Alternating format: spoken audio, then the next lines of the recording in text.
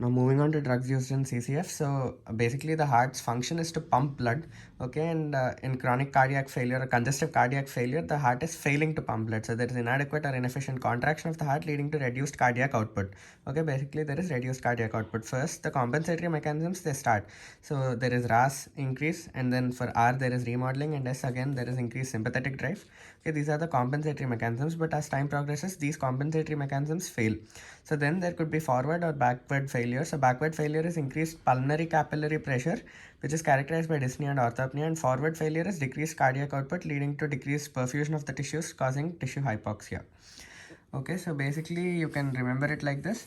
When there is forward failure, there is narrowing of arteries with increased afterload. So you can combat that by using vasodilators. So you can use ACE inhibitors, ARBs, etc. Then so in forward failures, there is decreased cardiac output. You can combat that by using digitalis, and all you can cause the heart to pump faster by increasing intracellular calcium, digitalis, and dobutamine. Dobutamine, it has both alpha 1 and beta 1 and beta 2. Alpha 1 counteracts beta 2, so you have beta 1 only inotropic effects. Okay, and then because of decreased cardiac output, there is reduced renal blood flow. You can use dopamine, which increases renal blood flow in this case. And then there is increased renin-angiotensin activity, so you can use ACE inhibitors and ARBs again. So you can combat the edema caused by sodium and water retention by using diuretics to sluice all the fluid. Okay, and again backward failure, you can use nitrates and other venodilators to reduce the preload. Okay. So basically classification, first reduce the fluid. So you use diuretics, then dilators, digitoxin, dopamine, and then the others. So diuretics, you have loop diuretics, thiazide diuretics, and aldosterone antagonists. And then vasodilators, you can first reduce the fluid, then next reduce the afterload and the preload. So you have arteriolar and venodilators. So venodilators, again nitrates. Arteriolar dilators, you have hydralazine and minoxidil, and combined you have ACE inhibitors, angiotensin receptor blockers, direct renin inhibitor aliskiren, and sodium nitroprusside. So then you have beta blockers and sympathomimetic amines. So in compensation, you are increasing sympathetic drive rate. So sympathomimetic amines, you have dopamine and dobutamine, and digitoxin, obviously, digoxin. And then beta blockers, you have metoprolol, bisoprolol, carvedilol, okay. And then phosphodiesterase 3 inhibitors, PD3 inhibitors, you have milrinone and amrinone. Okay, amrinone, remember it causes thrombocytopenia and also other manifestations. We'll talk about that later. Next, vasopressin antagonist, you have tolvaptan, conivaptan. Neprilysin inhibitor, you have sacubitril, and BNP, you have nesiritide. Okay, so diuretics, a majority of patients with CHF are started on diuretics. So they promote excretion of water and salt, they reduce the circulating volume, reduce the preload. So basically you decrease the dyspnea and you decrease the edema, and you improve the cardiac function. So first you start therapy with a loop diuretic, oral furosemide or torsemide. If severity increases, then you switch to IV mode. Furosemide is a commonly used loop diuretic, and then torsemide and bumetanide are better absorbed. And in severe heart failure, diuretic IV is required. Thiazides can be added to loop diuretics in advanced cases for synergistic effect, but serum K plus levels should be monitored. For that, you can use aldosterone antagonists to counteract K plus loss and also increase the diuretic efficacy. So next, vasodilators, you have venodilatory, arteriolar, and again the same examples. So again you can write the same thing. So arteriolar dilators, they decrease the afterload, they increase the stroke volume, and lead to increased tissue perfusion. So you have all these things. And nitrates, venodilators, they decrease the preload, and they decrease the ventricular and diastolic pressure and volume. And ACE inhibitors, again, they are the standard therapy for all grades of CHF and asymptomatic LV systolic dysfunction. So again, mechanism of action, again, decrease in peripheral vascular resistance, you increase the stroke volume, increase tissue perfusion, increase the renal blood flow, there is diuresis and decrease in circulating blood volume, and again you also decrease the preload because of venodilation. Okay, and also there is decrease in aldosterone production, so you are losing water. Okay, so there is decreased preload. Okay, and next, angiotensin receptor blockers. In ACE inhibitors, basically you have cough and angioedema and neutropenia as a major symptoms. In people who cannot tolerate them, you use angiotensin receptor blockers such as losartan and candesartan. They prevent the effects of angiotensin 2 and produce effects similar to those of ACE inhibitors. Next, you also have aliskiren, which is a direct renin inhibitor. It produces a decrease in plasma renin angiotensin 1 and 2 levels. So this decreases again the blood pressure and left ventricular mass, and produces beneficial effects in cardiac failure. Next, you have other vasodilators, and then sodium nitroprusside and nitroglycerin. They're used in severe heart failure. Hydralazine, it is an arteriolar dilator. It decreases afterload. Okay, arteriolar dilator. And then arteriolar dilators, mainly the disadvantages reflects tachycardia and fluid retention. Okay. Next, beta blockers. They block the beta receptor mediated effects of catecholamines on the heart. Okay, long-term therapy with beta blockers improves the symptoms. So when they block the effects of catecholamines in the heart, this allows the heart to relax. Okay, so it improves the structure and function, anatomy and physiology of left ventricle, decreases the stress and decreases the size of the left ventricle, decreases the apoptosis and ventricular remodeling also. And cardiac glycosides, they consist of an A-glycone steroid nucleus with an attached lactone ring, A-glycone attached to one or more sugar moieties. And then the sources, you can have digitoxin from Digitalis purpurea, digoxin from Digitalis lanata, and you also have uabane or strophanthin G from Strophanthus kratus. So the mechanism of action, basically, you have the sodium potassium pump, which is causing sodium to go out. So basically, Digitalis binds and inhibits sodium potassium pump. Okay, then there is increased intracellular sodium. Then there is decreased extrusion of calcium from within the cell into the ECF through the sodium calcium exchanger. Okay, so that leads to increased intracellular calcium, which goes into the because of which there is an increased calcium uptake and storage in the sarcoplasmic reticulum. There is increased amount of calcium that is released during each action potential from the SR, and there is increased calcium for excitation contraction coupling for positive inotropic effect, and there is increased cardiac output. Okay, so this is what is happening.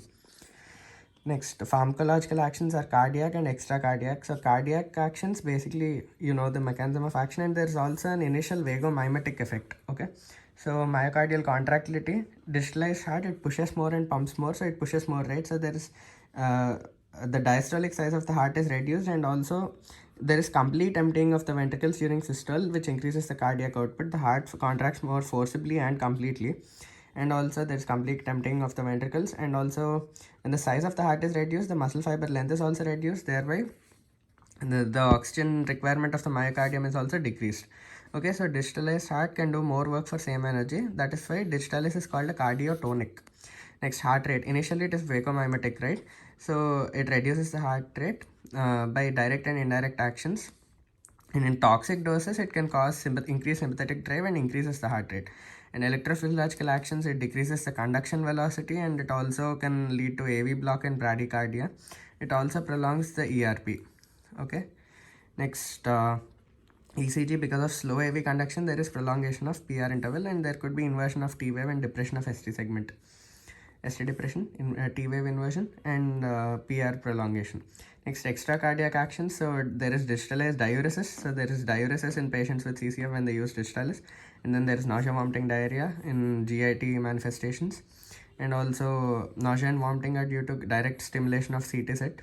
Okay, and also CNS, basically there is blurring of vision, slurring of speech, disorientation, confusion, etc. Next, pharmacokinetics. You give it by oral route. Okay, then food delays the absorption of digoxin. It is widely absorption oral route. Okay, well enough. Then distribution, widely distributed in all tissues but concentrated in the heart where the action needs to be there, kidney, diuresis, and skeletal muscle and liver. Then it crosses the blood-brain barrier, and it metabolism, it is excreted unchanged in the urine. Okay, excretion in urine, metabolism unchanged. Next, dose adjustment is necessary in patients with renal failure. So what are the adverse effects? Again, you need to monitor the ECG, monitor the serum digoxin, electrolyte levels, etc. So GIT, again, nausea, vomiting, diarrhea. CNS, again, CNS stimulation, so you have confusion, altered mood and hallucinations, etc. Gynecomastia and skin rashes can occur occasionally, and cardiac distress can cause any type of arrhythmia.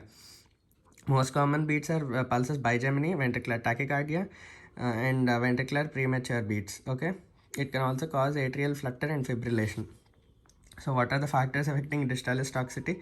See, age. Elderly patients are more susceptible to toxicity. Route, IV, more susceptible.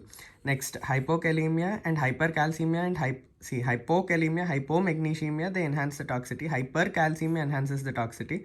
And any thyroid state, hyperthyroidism, hypoxia, and renal failure are predisposing factors.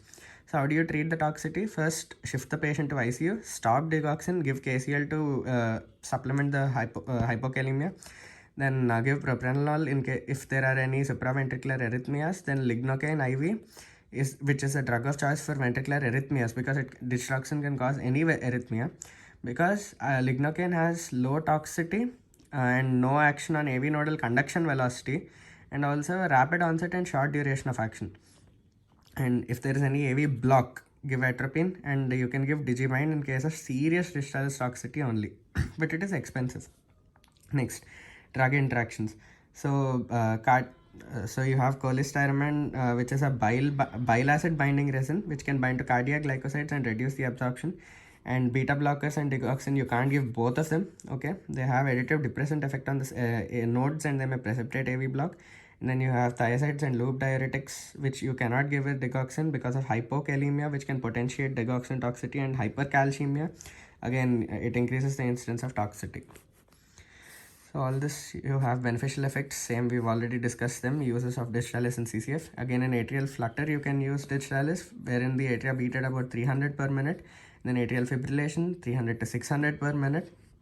And Digitalis both has vagomimetic actions, indirect and direct actions on the AV node. It depresses the AV node first, and also it reduces the ventricular rate. You can also give verapamil and propranolol in atrial fibrillation, but you cannot give both propranolol and Digitalis, or verapamil and Digitalis, because they cause additive depressant effects on the nodes. Next, in paroxysmal supraventricular tachycardia, drug of choice is adenosine, but you can also give digoxin if there is associated heart failure.